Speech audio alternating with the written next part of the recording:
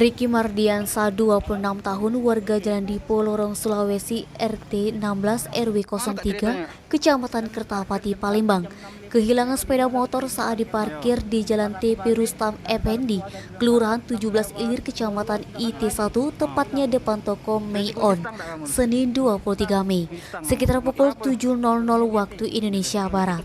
Padahal sepeda motor yang hilang Yamaha Mio J warna putih BG 5672 AAO dalam kondisi stang terkunci.